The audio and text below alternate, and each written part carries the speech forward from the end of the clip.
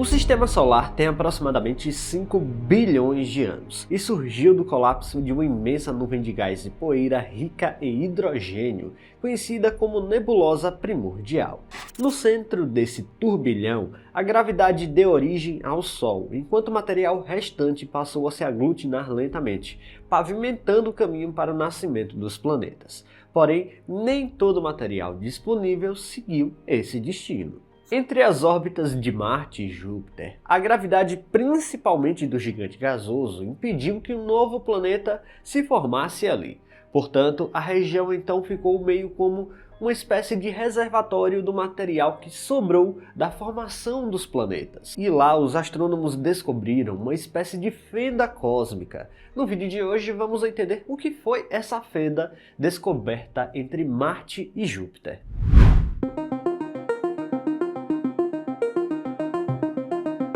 O cinturão de asteroides é uma vasta região do Sistema Solar localizada entre as órbitas de Marte e Júpiter, ocupando uma faixa em forma de anel ao redor do Sol. Ela abriga milhões de corpos rochosos e metálicos, que variam desde grãos microscópicos até objetos com centenas de quilômetros de diâmetro. Apesar da imagem popular de um campo denso de rochas, os asteroides estão em média separados por enormes distâncias, o que faz dessa região um espaço surpreendentemente vazio. Os asteroides são remanescentes primitivos da nebulosa solar, compostos por material que nunca chegou a se fundir para formar um planeta propriamente dito. Sem muita alteração significativa, esses asteroides funcionam como cápsulas do tempo, preservando muito bem a história química de bilhões de anos atrás. Grande parte da massa do cinturão de asteroides está basicamente concentrada em grandes objetos, como é o caso de Ceres ou Vesta, o que pode corresponder à mera fração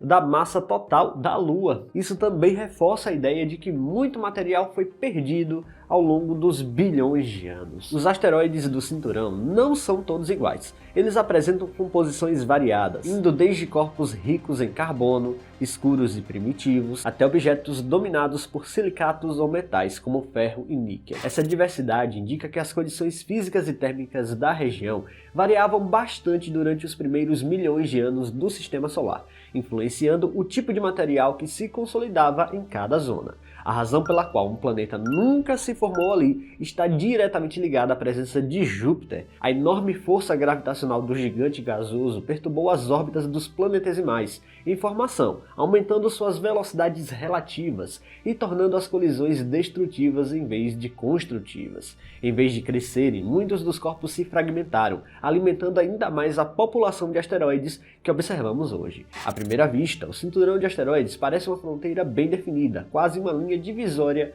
natural entre os planetas rochosos internos e os planetas gasosos externos. No entanto, essa aparente desorganização esconde uma dinâmica complexa e caótica, na qual forças gravitacionais constantemente remodelam as órbitas, principalmente ao longo de milhões de anos. Essa dinâmica é tão intensa que nem todos os asteroides permanecem confinados ao cinturão. Muitos acabam sendo empurrados para trajetórias instáveis, migrando para regiões internas do Sistema Solar e, em alguns casos, cruzando a órbita da Terra. Esses viajantes cósmicos geralmente não nasceram perto de nós. É justamente nesse ponto que entram as lacunas misteriosas existentes no cinturão. Entre as órbitas aparentemente cheias de asteroides, há regiões surpreendentemente vazias, como se algo tivesse varrido esses corpos dali. Essas ausências não são aleatórias, e entender o que cria essas fendas é a chave para explicar como os asteroides escapam do cinturão. E é aqui que começam as chamadas lacunas de Kirkwood. As fendas de Kirkwood basicamente são regiões dentro do cinturão de asteroides, onde temos basicamente uma população que beira a zero de asteroides. Essas lacunas foram descobertas quando o astrônomo Daniel Kirkwood descobriu em 1866 regiões aparentemente vazias dentro do cinturão de asteroides, analisando as órbitas e o semi-eixo maior dessas órbitas. O semi-eixo maior, para você que não está muito por dentro desse termo, é basicamente o tamanho médio da órbita elíptica de um corpo ao redor do Sol. Podemos ver como funciona nessa animação aqui.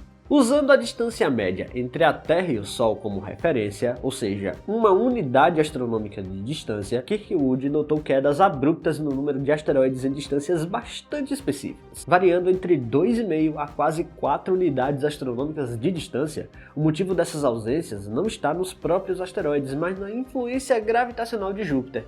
Existe uma relação direta entre o semi-eixo maior de uma órbita e o seu período orbital, ou seja, o tempo em que o corpo leva para completar uma volta ao redor do Sol. Kirkwood percebeu que nessas distâncias específicas, os asteroides entravam em relação de tempo muito precisa com Júpiter. Essa relação recebe o nome de ressonância orbital. Em termos simples, uma ressonância ocorre quando dois corpos orbitam o Sol de modo sincronizado. Por exemplo, na lacuna em torno de 2,5 unidades astronômicas, um asteroide completa exatamente 3 órbitas ao mesmo tempo em que Júpiter completa uma.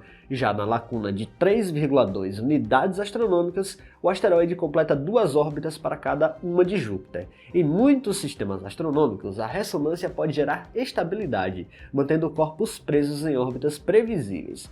Porém, nas fendas de Kirkwood acontece o oposto. A repetição periódica das puxadas gravitacionais de Júpiter atua sempre nos mesmos pontos da órbita, acumulando energia ao longo do tempo. Esse efeito progressivo torna a órbita cada vez mais instável e caótica. Com essa instabilidade crescente, os elementos orbitais do asteroide começam a variar drasticamente. Em escalas de poucos milhões de anos, esses corpos podem ser empurrados para trajetórias alongadas que cruzam as órbitas dos planetas internos. Nesse momento, o asteroide deixa de ser apenas um morador do cinturão e passa a se tornar um visitante perigoso do sistema solar interno. Quando esses asteroides afetados pelas fendas de Kirkwood entram no sistema solar interno, aí temos um problema bastante sério, porque os planetas do sistema solar interno, eles orbitam o Sol de maneira bem mais rápida, aumentando, por consequência, a chance de um encontro direto. É assim que surgem muitos dos chamados asteroides próximos à Terra, que originalmente nasceram tranquilos lá no cinturão.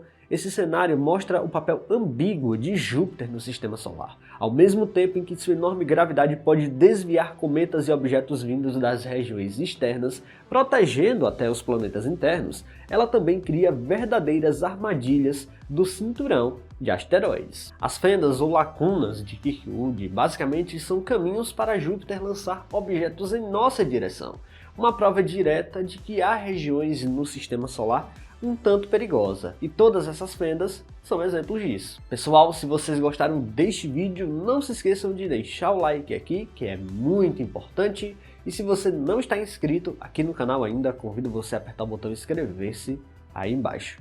Até a próxima!